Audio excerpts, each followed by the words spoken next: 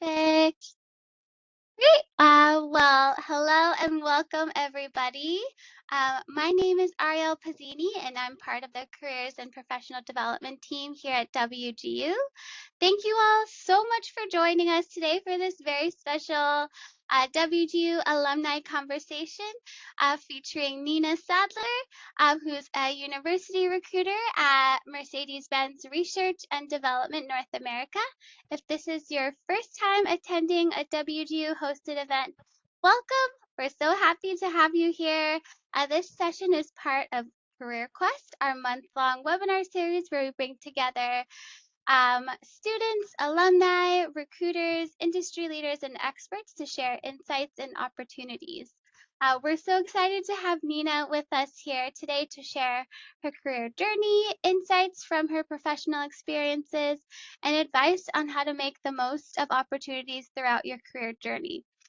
Today's conversation will explore topics like career coaching, professional growth, building and leveraging your network intentionally, and what real world learning looks like beyond the classroom. And with that, I'll pass it over to Nina. Nina, the floor is yours. And I'll go ahead and share my screen. Yeah, of course. Thanks, Ariel. And thank you everyone for joining. I know it's sort of funny because I'm on the West Coast and all of you are on the East Coast. So it's always nice to meet fellow members around the United States. But like Ariel said, my name's Nina Sadler. I am here in Long Beach, California. I'm really excited to be here today. And I hope you get some insight into hopefully career growth, anything with coaching or just you can take away one thing or nothing from this, but I hope for in the end we'll be able to share this experience and things like that. But yeah.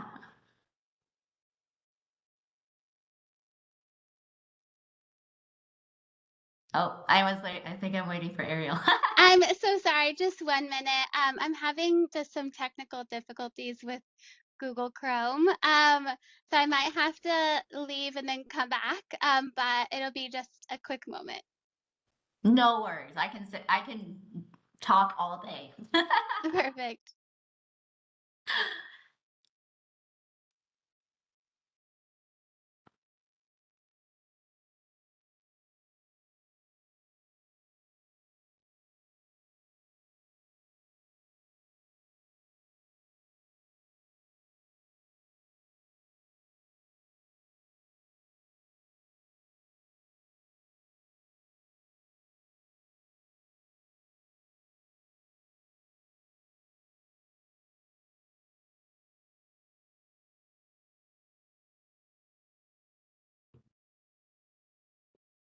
I think it's pretty awesome. We got someone from Montreal, New York, Detroit, Virginia, New Jersey. That's really spread. I love it.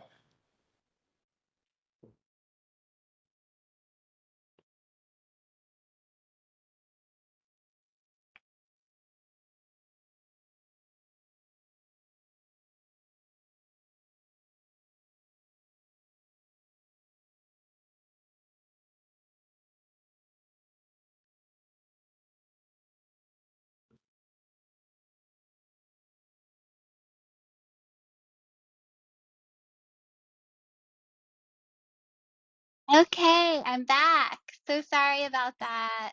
I was having some issues with Google Chrome and it was wanting to kick me off of the platform. But with that, I'll go ahead and share my screen. Nina, can you see? Yeah, I can see it, and I always like say this, and everyone teases me, but this is like my lucky like shirt outfit. So I realize that my headshot is always the same as what I wear for my speeches because I just feel very confident in it. So I realize that yes, you can definitely point that out, but I do not mind. But yes, my name is Nina, and then just going over maybe a few career lessons I wish I knew, and I really want to give you more insight into who I was previously. So I know they call it like Throwback Thursday, but today is Tuesday, so we have to do Transformational Tuesday. So I want to give you a little bit more insight into who I was before all of this. So we can go on to the next slide. So you can see these pictures right here. And a long, long, long time ago, I was a teacher. I did my very first classroom was fifth grade. So those students that you see all in red were fifth grade students. I had 35 students in one classroom. You could just imagine they're all, growing up and, things like that. But really proud of most of those students because they are either taking their own path or they're in a university setting right now, just maybe like all of us here. And then that middle picture with all the little kids, that was actually my last class that I ever taught. That was preschool. So if you could imagine 20 really, really small yelling children in a New York room, that's what it was. But it was such a great experience to see the differences in age. And then, of course, I told myself after I left, I was like, I'm getting out of teaching. I'm never going to work with students again. And then imagine that. I still have all of my hair, but currently I do a lot of the university program and internships here at Mercedes-Benz Research Development North America. So working with more university level students, either in their bachelor's level, master's, or PhD.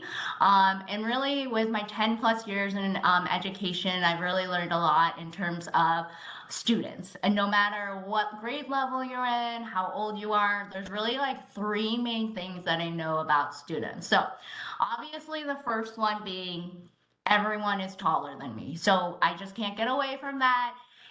So, but I have to just stand my ground and be very like, assertive. So that was one thing that I know about students. The second thing I do know about students is that people ask a lot of questions and they are curious, which is a great thing just because I think questions are awesome because it helps with opening up the conversation and things like that, and really create relationships. And then the last thing I know about students is that no matter what age you are, everyone is just freaking smart. If they're just experiencing life or if they're innovating something new in the industry or anything like that. So I do know that for me, working with students, really being a teacher, a lifelong learner is so important to me. And I want to give you a little bit more information of who I am as a person. So I would say I'm definitely a teacher first. But I'd like to just tell you more about my career journey and how maybe it will help you, just because I know that right now in the market or your job, you may feel stuck or confused or you just not know where you're going. And I always tell people that your career journey is not linear. So I'll go ahead and have Ariel show the next slide. So of course, I was talking about really 5 years. I did teaching of preschool, fifth grade, and things like that. And everyone always asks me, they say, who is your favorite grade to teach? And I say, man, I don't know. Because I love preschool students because I love the like joy they get from the experience. But fifth graders, they can get very sarcastic with you and that's when they start getting funny with you.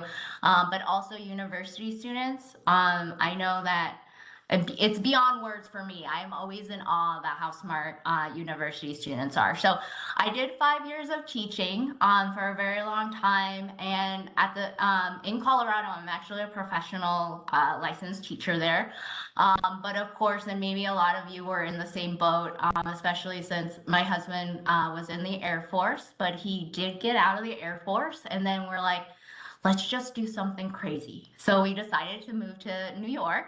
But at the time, I was like thinking about transitioning out of teaching, surprisingly, because my mentor at the time told me to get out of teaching because she was there for a long time. She just told me that she saw a little bit more from me. So I was thinking about it.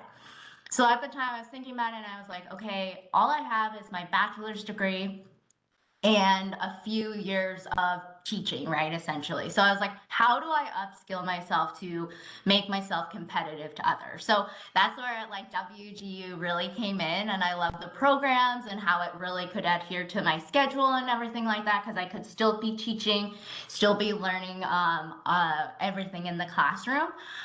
So I did do my master's, and then I always think to myself, whatever you learn in the classroom is very different from what you learn on the job. So that's when I said, I need to take this a step further, and I decided to take on an internship. And then it was really in HR, because HR is really transferable skills, and I saw that a lot of teachers were going into HR. So it was one of those for me. I said, okay, this is a good step, and then I could experience what I really like and what I don't like about HR. Sorry for all the people who are in HR. I hate compensation and I hate benefits, but that is okay because everyone else is very skilled in that. But yeah, so I took on an internship, and actually when I was 30 at the time in New York for a nonprofit, and it was very similar to my passion. Working with students, working with the community. So I thought it was a great connection that I had, and I still felt like a part of my path, and still very happy with the path that I was taking. Um, and then, of course, I had this great opportunity after I interned. I was asked to lead the first ever recruitment team there. So I was learning to be a leader, learning all these HR things. And then, of course, COVID hit. So everything had to be virtual. So that was like a huge learning curve for me. And then, of course, COVID hit. And then I'm going to blame my husband for everything. But he, of course, got another job.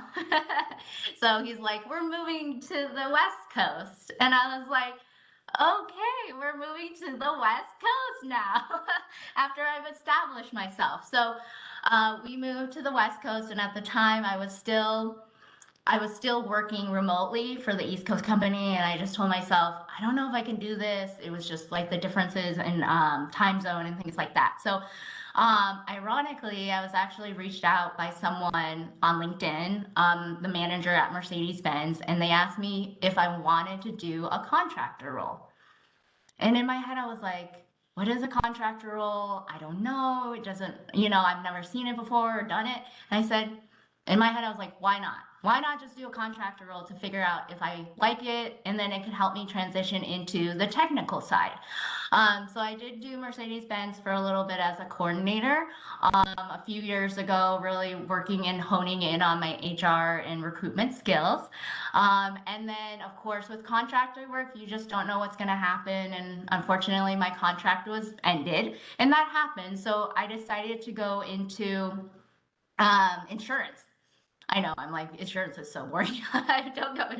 If you're in insurance, yeah, it's okay either way. But yeah, I went into insurance just because it was transferable skills again.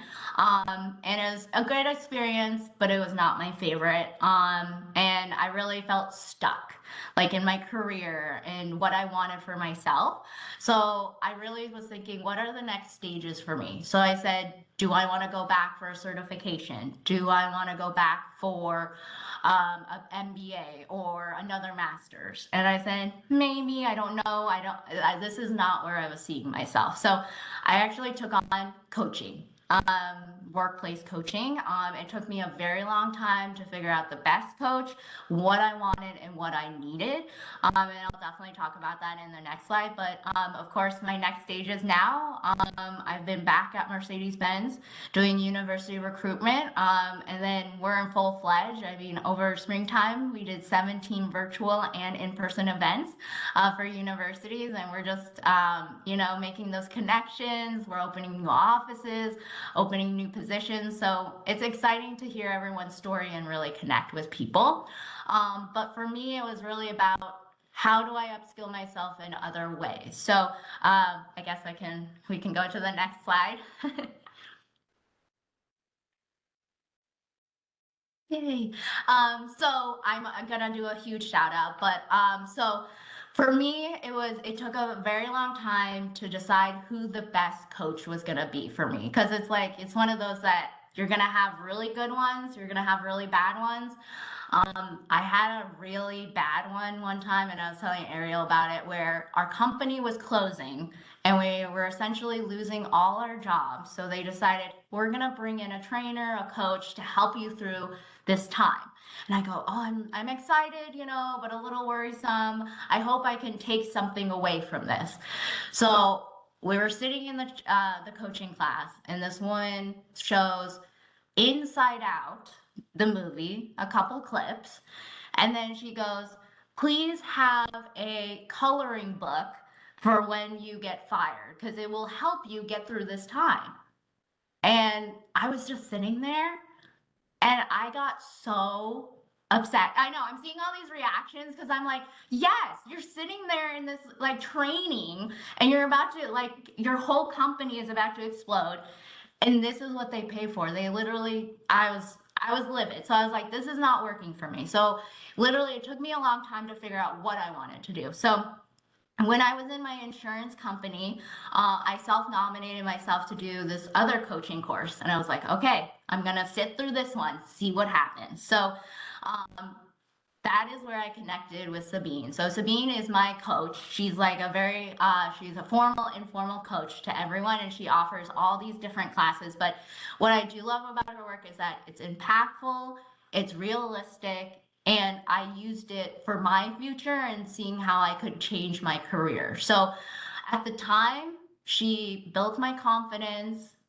She gave me empowerment and being proactive in my workplace, and then really turned around just the positivity that your work can have for you.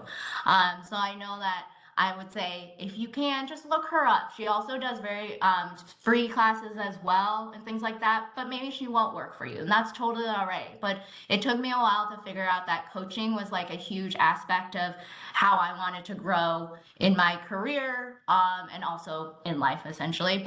And then another thing that really helped me, and then we can talk about it in the next slide.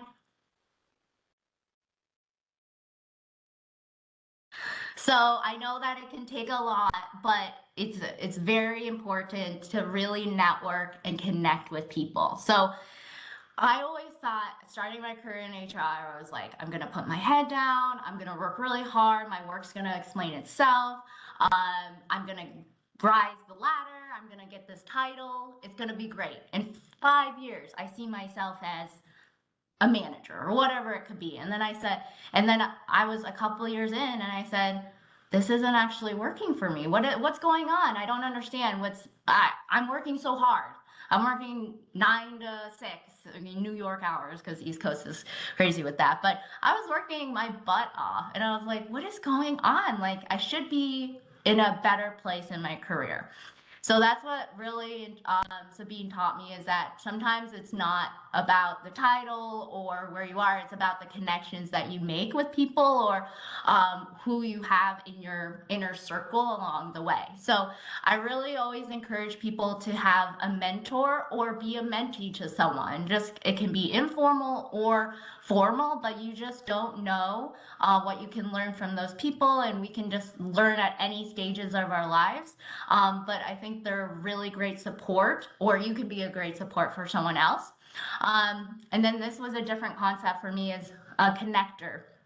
If you know someone in your community who just seems to know like everyone in the field, or just knows every tidbit, really they can be a great asset for you because they could probably connect you with the right people or even expand your network where you least expect it. And then I know that it's different stages in people's lives, but I always say that your manager or your professor can be a really great networking or connection. And I know some of you are probably like, well, I have experienced it myself where I haven't had the best managers. I have not had the best managers. People aren't supposed to all be managers, but that's okay. You can definitely learn from it, and then you can learn applicable learnings for the future. And then, of course, it's okay to you can also be a cheerleader for yourself if for some reason your manager's not the one fulfilling that for you. But find someone that like supports you and is giving you like kudos every day. Like I'm proud of you no matter what you do. And then this one was the big one that took me a long time, but attend those virtual and in-person events. I'm giving everyone here like such applause for being here because it takes one, it's a lot, but two, you're like, is it going to be useful for me? And sometimes it's not going to be. And then sometimes it's going to be the best experience that you've ever gotten. And you're just like, wow, I just, learned so much in that one day. But you want to nurture those relationships either virtually or in person. And it's strategic and takes some time. It's not going to just happen overnight. But you're really cultivating that trust and those relationships really to be on top of people's minds. So if for some reason you have someone at a different company and you're doing coffee chats with them, and then all of a sudden they're like, oh, I thought of you.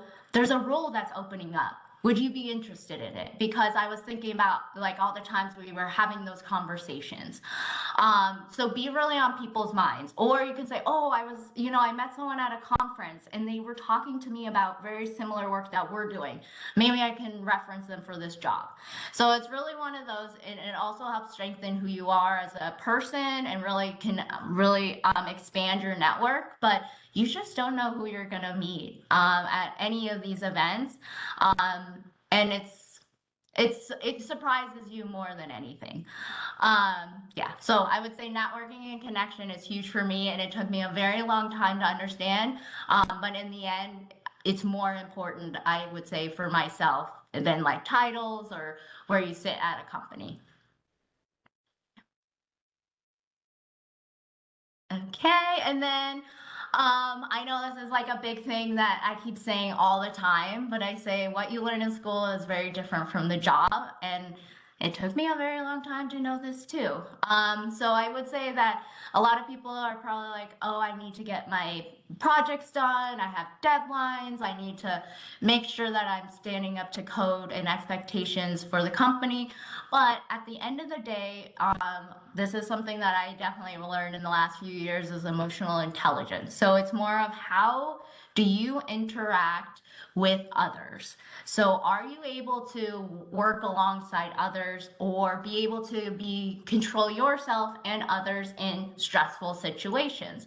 But then also at the end of the day, if you need data from someone, if I go to Ariel and I say, I need something from you, does she like me enough to give it to me in a second? Or will she be like, well, I don't really know Nina that well. Maybe I'll put this on the back burner or something like that. So I always say that emotional intelligence is definitely a newer concept, but I think you can learn it in HR, in engineering, in any field of work. But it's so important just to say, am I someone that I can essentially work with and get along with the rest of the day, and things like that. And then for me, this one was a hard one, but you have to advocate for yourself. So some places you're gonna have a really great leader, a manager, peers, and then other places you're just not going to. And it's the deal, the hand that you're dealt. But I would say don't be afraid to advocate for yourself and say, I deserve more, or, I really want to be shown, or have this accomplishment and I'm going to voice it right now. Don't be afraid to do that because I think it brings more positivity into the workplace and really shows what you're doing. And you should be proud of what you're doing. And that's why I always say you should voice that and then also compliment others because work can get hard sometimes. And sometimes it's very transactional. But sometimes if we stop and say, wow, you did a really good job on that, that project I was reading it and it just looked amazing overall and you turned it in on time, it just makes a world of difference and then you can create like better lasting relationships in the workplace. And then I always just say respect just because it's a lot of times not everyone's gonna like you. I've had it where people don't like me, and that's okay. But I always just say respect others no matter what, just because you don't know what they're going through, and we're all human. But also, I always take this as a learning opportunity is that if you're a manager or if you're an intern, people are experts in their field. So you have a lot to learn. So I know that in my current career, for being a recruiter, I am very non-technical. I don't know what it is. Sometimes I'm like, I gotta Google this. I have to get a document. I gotta watch YouTube. What is this? And that's okay, because when I partner with other people who are technical, they are willing to teach me those things. Whereas at the same time, they're like, wow, I didn't realize how complicated recruitment can be. So they want to learn from me too. So it's one of those that I always say, I'm learning so much from interns or even managers and things like that. So people are always an expert in their field, but there's always something to learn from them. And then I guess my last slide, I think it was just, what is my last slide? I always forget. Oh, I think it was lessons learned. I'm a very teacher. Lessons learned. Here's my lessons learned from all of this, and things like that. I always tell people just take that break. I mean, it's one of those that, go for a walk, take your lunch outside. It's okay. The organization, we're not well, I hope if you're a doctor out there, then your job is very important. But we're not doctors, we're not saving lives and things like that. So I would say just take that break. It's okay. And then we all are gonna make mistakes. Just sometimes just let it roll off, or just accept it and be like, man, I totally made that mistake. Hopefully it won't happen in the future. I'm so sorry about that. And move on, because I was one of those people who always overthought all of those things. And it just took a toll on me mentally. And I was like, there's no point. We're all going to make mistakes anyways. And then I always tell people everything is an experience. If you're taking on an internship, if you have a manager you like or dislike, or if you're working with a really annoying coworker who just isn't, listening to you, that is an experience. And then you can take it from there. I always just say, be kind, just because you just don't know what people are going through. And also with everything going on in the world, we just need more positivity everywhere, just because I think it helps with the day to day and things like that. It makes like your job and everyone else's life a little bit easier. And then I always say laugh more, be very silly, because that's the student in me, teacher in me. But it actually changes more in terms of your positivity, and like you smile more, and then other people smile more, hopefully. And then just remember, life is too short to just think of like the job, or I have to be in a certain pathway, or I feel like I'm stuck. That's okay. I mean, we've all been there, but there's different options that we can take along the way, that can help us. But I think people around you and your network are going to really help you through that. Yay! And then this is my last silly slide. So I'm open for any questions. I did see that some that came into the chat and things like that. Please connect with me on LinkedIn. I always love, connecting, and we can have a coffee chat or anything like that. And I love learning about people's stories. And then, of course, most of you are probably like, well, I'm also interested in roles. I'm showing our website there, so you can learn a little bit more about Mercedes-Benz Research Development North America. I didn't do a lot about it, but I'm open to answering any of those questions too. Awesome. Thanks so much, Nina. That was such a fantastic presentation, and I really appreciated you walking us through your career journey. It definitely just shows, and I mean, I can also, it reflected like my own career experiences and a lot of other people I know where, you can have this vision where, it's like this ladder, right? Where you're like, okay, I'm going to do this, I'm going to get this role, and then get this promotion, and then I'll get this. But that's just not how life works in a lot of cases. And so definitely not linear, lots of different pivots and, different directions that just life takes you along your journey. So I really appreciated that. And it was also very interesting to hear how you had first learned about Mercedes-Benz through LinkedIn, because I feel like I've been trying to reiterate this during a lot of the sessions that I've been holding, but I found out too about like, the past 3 jobs that I've had from LinkedIn recruiters. So Mhm. definitely utilizing all of these tools, LinkedIn, the in-person events that you mentioned, mentors, all those different, pieces where you can make connections, network. You never know where a specific contact can lead you and can open up doors for different opportunities. Um, I definitely wanted to open the space up for some questions. I see we got a few here in the chat. Um, we got a question about, let's see, thank you for taking the time to speak with us. As a Canadian student attending WGU, what opportunities are available for me for internships, entry-level roles, or early career programs that could help someone eventually transition into the U.S. workforce? Um, I don't know, Nina, if you have any specific resources at MBR DNA for Canadian residents. Yeah, so I think I get this a lot, this question a lot, right? Because people are like, I'm seeing my end goal. This is what I want for myself, or a bigger sort of picture. So, um, it can be very competitive out there in the market. So I'm just talking about more of a generalized thing here. But um, we do have internships, entry level positions that, and we do support sponsorship. It depends on the role itself.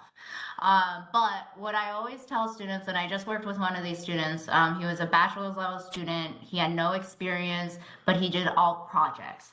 And he came to one of our virtual events, a career fest thing, and he was really great. He was asking a lot of questions. He was insightful. And I could tell, like, he just wanted this position. He just was like, end goal is I want a job here. I want a job just here. So how do I get there? How do I get there?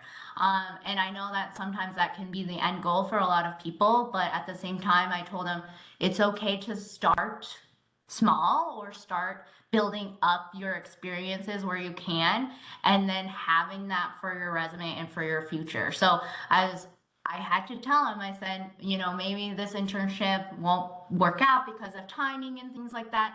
But I always say every experience is worth it. So he goes, okay. And then he goes, well, I'm interviewing for a local company and they want an AI intern.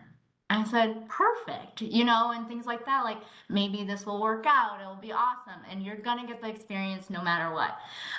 So I would say yes, bigger companies like ours do sponsor, but at the same time, it's okay to think we can look locally or we can look in other directions just because you just don't know what other opportunities can be out there. Perfect. Thanks so much, Nina. And I also wanted to share that the employer engagement team does approve jobs um, based in Canada on Handshake. So keep a lookout for some of those. And I believe that the career professional development team is also working on adding some resources for our students who aren't in the US. So appreciate you for that question. Yeah. Okay, let's see. We have a question from Dan. It says, I've really appreciated the insights you've shared during this session. It's been very helpful as a WGU student preparing for a career in tech. What's the best way for a student to build a relationship with recruiters like you after events like this? Yeah, that's a great question. And I love it too because it's one of those that it also helps you strategically understand what it looks like. So I think a lot of students make a huge mistake is that what they'll do is they'll reach out and they'll go, I went to this event. Can you refer me to a job? Can you get me a job? Can you do this? And it's one of those that I had mentioned that really networking and is strategic and it takes some time. So I have told students, like right after an event, what you can do is just message the recruiter or whoever you went to the conference with and just say, I went to your speech. I love that point that you made on this. Hope to stay connected. Just leave it at that because you don't want to be too eager. You don't want to say, oh, I'm really just in it. It's a one-sided kind of thing. just leave one little comment and then you have it from there. Sometimes you'll have recruiters that don't reply, which is unfortunate, but you'll have others that just reply, yeah, thank you for coming. It was a great experience. Totally fine. Then I would say wait a couple weeks and then message again. But say something along the lines of like, oh, I would love to like have a coffee chat with you, or do you have any recommendations on, or I have some questions about recruitment, because recruitment is like scary aspect. But and then just keep it very like informal at first, and things like that. And then you're really like building up those relationships, and then you can eventually find mutual connections, or you can say like, hey, maybe if you're having a coffee chat and the conversation opens it up to like, something very like you're very connected in some way, and be like, oh my gosh, I'm a part of that organization too. I know this person, maybe I can connect you with them. But it's really one of those that I would love to see, and the students or people, put in that effort and time, because a lot of times people just come to you, and it can be a little difficult sometimes because they're like, this person's from X, Y, and Z. They have the ins, like they'll know what to do. They can connect me with other people, but it takes some time to build those relationships. Um, Let me see. Uh, like you after events like this. And then you can always look at on LinkedIn, people have like posts, right? And I always think this is a great way to connect with people, is that there's postings about maybe an event that we did, and then there's students that comment on it or have attended, and you can start reaching out to them as well. I've had previous students who are interested in internships, and before they even come to me, they'll ask the student about what was the experience like, what are some skills that I need to be ready for, or making those connections as well. Like, how other ways are you building relationships besides just recruiters? You can see other events that we do, or even other engineers that might have participated. I say do a little light stalking. That's why LinkedIn is there. You do a little light stalking, to see who mutual connections are, or who you could really connect with, maybe that are at the same sort of life experience as you. So I have a lot of students that actually will reach out to former interns just to talk about their experience and how it was. That could be another way that you connect with, not essentially recruiters, but people who've had the experience. Awesome. Thank you so much, Nina. Really appreciate your thoughtful answer to that question. I have another question from David. Um, I have been struggling, a question I've been struggling with as a software engineering manager is that recruiters I've spoken with don't have experience or audience for placement at my level. Might you have insight into how I can better get in front of the appropriate audiences? Hmm. That's a good question. So I know that's a big thing right now, is that a lot of people are saying, and it's there's been articles about how people are writing their resumes with AI, and then recruiters are recruiting with AI. So actually no one is hiring each other. So I think this is a big thing in terms of when you're an engineering manager, who are your customers that you work with on a day to day? Um, External stakeholders. And then you say, okay, out of those people that I work with, is there someone that I have a better relationship with, that I could consider saying, start thinking about open positions? A lot of times the misconception is that recruiters are recruiting for positions. It's actually hiring managers that actually recruit for the position. So if you know the people who are directly recruiting for those positions, then that is an ample opportunity to reach out, because then they'll actually go to the recruiter and say, oh, this person reached out to me, I want you to move them into the next steps. So it's one of those that we also have to be proactive in that way, is that maybe not looking at a recruiter, but who is the manager, or who has hired in the past, or who is a part of a team that is looking for a manager. how I can better get in front of the appropriate audiences. Um, I was trying to think. So I know that there are community meetups as well. I don't know, maybe outside of WGU or just within your community.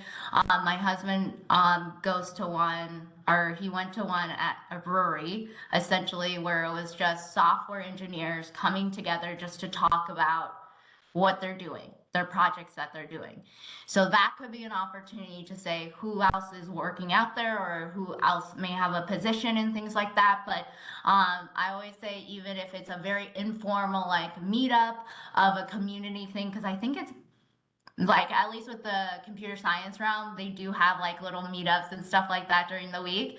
That could be helpful, but that's probably where I could start. I know it's one of those that I work more with internships and not as much as the managers, and I know that can be difficult sometimes, but that's what I probably could say on the two things I could say. Thank you, Nina. And then I guess this kind of like, I think kind of coincides with that question. How important is having a LinkedIn and posting on it? I have one, but I almost never use it. Hmm.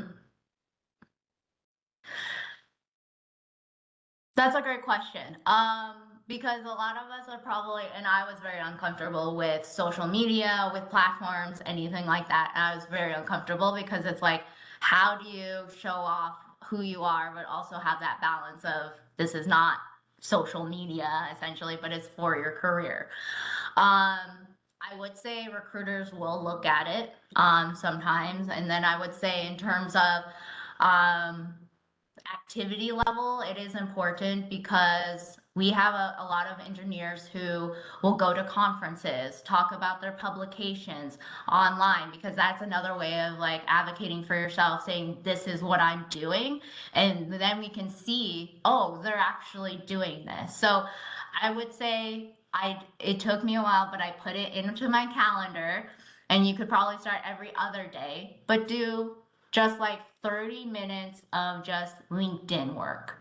It could just be scrolling through LinkedIn. If you see someone in your network that, you know, wrote a paper, you can just congratulate them. So then there's like, oh, I remember Ryan, and he's keeping up with what I'm doing and things like that. Even if it's just a comment or something like that. But even giving 30 minutes, because then you get used to the structure and the schedule of like, I sort of have to be on LinkedIn to be active and to make those connections. But start small. I would say you can start by comments. And then you can also highlight, I think it's the features section. Feature something that incredible you've done. I'm sure everyone here has done something incredible. Just post it and things like that, because we want to know what you're up to, because we only see what's from the resume, but there could be other aspects that are, you might have been awarded something, or, you were, yeah, I would say an award, or you're recognized for something. But yes, I would say it's a little bit important nowadays. Totally. And I think that kind of goes back to David's question and how you answered it just about the hiring manager versus like the recruiter. Because on LinkedIn, hiring managers will often share, like, I'm hiring for this role on my team. Whereas if you were looking on Indeed or like a different job searching platform, you wouldn't be able to tell, like, who Mhm. is hiring for that role versus like the recruiter's name could be posted on like the job listing, but on LinkedIn you can get that information that you wouldn't typically see on another job board. Yeah, and that's a good point. And actually, I always tell people too is that LinkedIn is a great platform in that case, but also um, in the back end, LinkedIn, what they do is they scrape from organizations' job boards. So essentially, if you see a job, on LinkedIn is probably only one of maybe 30 that they have. So I always suggest to people, yes, you can find jobs on LinkedIn, but then you can also, I say, go directly to the company's website and career page, and they'll actually show you there's probably a lot more than you think there are. But I always tell people that's another way to do it. And then you can sometimes see on LinkedIn who is hiring or who the manager is or who the recruiter is. And if you're okay with it, sometimes you can always just do a quick message and just say, I've applied to the job, I'm really interested. Sometimes you'll get a message back, sometimes you won't. It's just seeing what catches essentially. But I would say that's another way, is that I think a lot of people just really rely on LinkedIn only. But if you actually go to the career boards, there's probably at least 30 more positions at that company that you haven't seen. Awesome. Thanks so much, Nina. Mhm. We have another question from Rashad. I'm getting ready to separate from the Air Force soon. Thank you for your service. And starting a new career path. Since I don't have much civilian experience, what would you say is the top three things I should do to make myself more marketable? Hmm. Great question.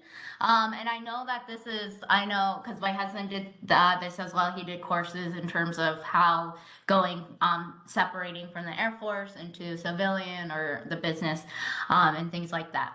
I think the one thing that I remember his colleague telling him, because he was very nervous about it when he got out, was that his colleague was already out and he said, you're going to be okay because there are a lot of stupid people that are working. So I know that's really inappropriate to say, but I was just thinking more of like, you're probably more self-conscious than you think you are in these moments, because it's one of those that you probably have so many great achievements that someone else doesn't have that you can is applicable or you can bring to the table.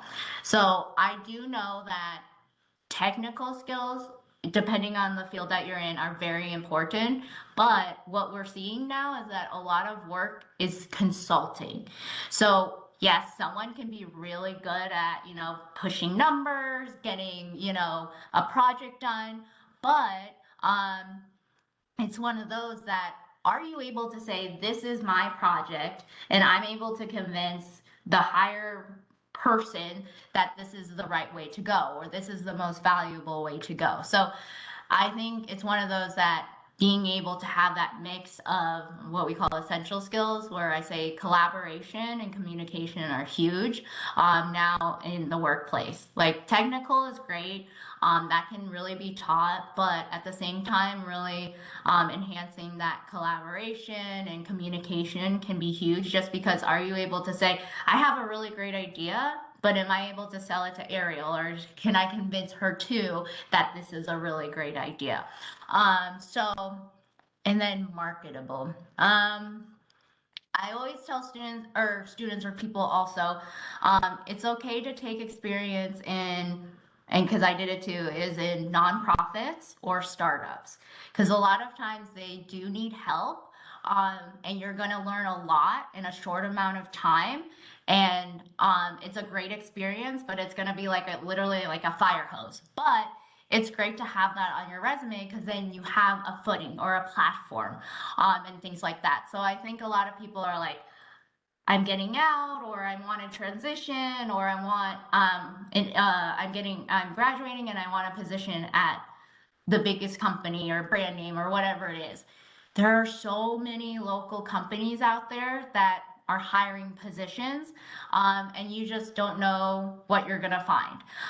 So I always tell people, because even now we're opening an office in Atlanta, Georgia. And a lot of times they're like, we're so excited that Mercedes-Benz is going to be there. I really want a job there. And then it can get pretty competitive. But then I say, well, did you look at Georgia Power? Did you look at, or there's other companies there that are more local to Georgia. So I always tell people do like a research day where you're like just researching local companies. It could be health companies or insurance companies. I know if you're in IT right now, insurance, they're building up more of their IT, data analytics, and computer science field. if you didn't even think about that, I didn't even think about it at the time. Maybe you think about insurance. So you don't really know. It could be one of those that you're researching different fields, but not necessarily saying, I really want this position at this company. I just tell people nonprofit, startups, or local companies. Perfect. Thank you so much, Nina. Those were some really fantastic answers to a lot of the questions we got here in the chat. If anyone else has any other questions, please feel free to enter those here in the chat box. And then I also wanted to share just for Rashad, just as you're also separating from the Air Force, I know that what is it, USA Jobs is like where you have priority as former military and priority for certain roles. And I'll chat more about our public service expo just after this event. But let's see, we also have David shared financial regulated tech is also a solid place to get into. Yeah. Awesome. Oh, and then I Um, would also, oh, sorry, Errol. So I would also mention that a lot of companies have what they call business resource groups. So these are groups in like communities within your company that, sometimes you're like tired of work or not, you just want to be able to connect with people outside of work or everyday transactions. So here we have business resource groups like Ignite or Empower Her or Veterans Group. So a lot of companies will have, it's either employee resource groups or business resource groups, but those are led by veterans or by people who are very passionate about that community. And those are great connections to have as well, because they may be able to say, oh, I know of a position on this team as well. Or it just gives you more insight into how it is to be a veteran in the workplace. So I know that business resource groups or employee resource groups within companies are huge, and they do put on some events or volunteer events and things like that that you can do. I know that we're in talks to maybe do something in the future and things like that, but yeah, there's different events that they've done for the community that you could definitely try to attend to just to expand your network or learn more about being a veteran within the business side. Amazing. Thanks so much, Nina. Appreciate you.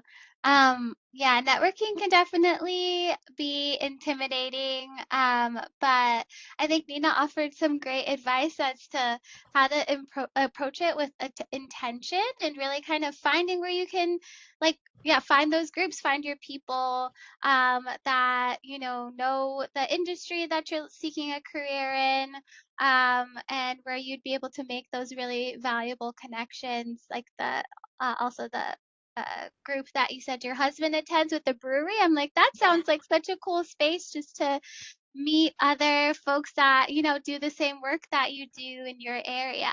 Yeah, so definitely encourage folks to do some googling after this session and finding where those groups exist, and I'm sure there's a lot of them that do exist also within WGU. So definitely use all of those resources. um I guess my last question, Nina, would you mind sharing a little bit about the work being done at MBR DNA and the types of maybe teams or projects that students might not realize exist within the organization? Yeah, of course. So I think that's the really great thing about our DNA that we have is that we really think of ourselves as a startup. So there's a lot of innovation and there's a lot of a forefront of technology that we're in. So we have different locations within the United States, and with internships and entry level positions, I always tell people don't specifically think, because I work on roles like certification, and you're like, oh, I don't, what is certification? You don't learn that in school. But I always tell students, don't say you're into one path. It's one of those that we love. I love the work that I do, because a lot of times that when I partner with hiring managers, they're like, I really want someone that's like well-rounded in data analysis, maybe with like programming language of Python or C++, and things like that. So it's just one of those where I would say that's what I love about this company. And then it would depend on location and what kind of roles you're looking for. So if we think of our Michigan offices and our Atlanta offices, those are workshops. So essentially, you are working physically with our vehicles and doing a lot of testing. So a lot of times that could be technicians, that could be powertrain. You could be working with diesel. You could be working with the engines. So there's sort of that sort of great moment of mixture where you're working with the vehicles themselves, but you're also doing data analysis, data collection. And then very much so of our AI in San Jose, we have our AI and machine learning team. So those are really broken up into different subsets if you're really interested in them. So I would say if you're interested in perception or sensors or embedded devices or large language models, we're really broken up from there because there's so many facets of AI and machine learning. But I think it's just dependent on what you're looking for in the future. And then also it's one of those that it's a great experience. I say some of my like the roles like certification and powertrain. You get that experience with the vehicles themselves, but also with data. So I would say more of the computer science end and a couple mechanical engineer as well. Awesome. Thanks so much, Nina. It's so interesting to hear about, yeah, the different types of work being done, especially within like the specific, research and development. And yeah, really cool to hear about the work that you all are doing. Does anyone else have any other questions? If you'll have any follow-up questions just after this session, please feel free to send them over to me or yeah, if Nina also welcomed the opportunity for you all to connect with her on LinkedIn, so Yes. definitely encourage you all to do that. Um, but I guess we'll wrap up today's session. Thank you all so much for joining and for your fantastic engagement and questions in the chat. Big thank you to Nina. Thank you so much for sharing your time and your energy and your support for WGU students and alumni. We hope that you all leave this conversation feeling inspired and empowered as you continue building your career path and hopefully have a few different ways you want to leave this session and how you want to network, connect with a different career advisor, join a different group. I definitely have my wheels turning as well. And I'll be sending out a brief questionnaire just after this session. Your feedback is so valuable to us, and we really appreciate it if you just take a couple of minutes to complete that. Lastly, this week we're having our Public Service Career Expo. I just wanted to plug that here in the chat, where we are inviting federal and state local employers to come and connect with WGU students alumni. If you aren't registered, I definitely encourage you all to attend. We have lots of really fantastic organizations joining and doing lots of really great work. And with that, I don't know, Nina, if you have any last things you wanted to share with folks. I don't think so. I always give this opportunity, and you can definitely reach out to with me on LinkedIn. I'm one of those people that I will put in that time. So if you want to do a coffee chat right away, I'm totally open to it. Just because I want to meet new people and hear your story and help where I can. So don't be afraid to reach out to me. Awesome. Thank you so much, Nina. We hope you all enjoy the rest of your day, and we look forward to seeing you at a future event soon. Take care. Bye.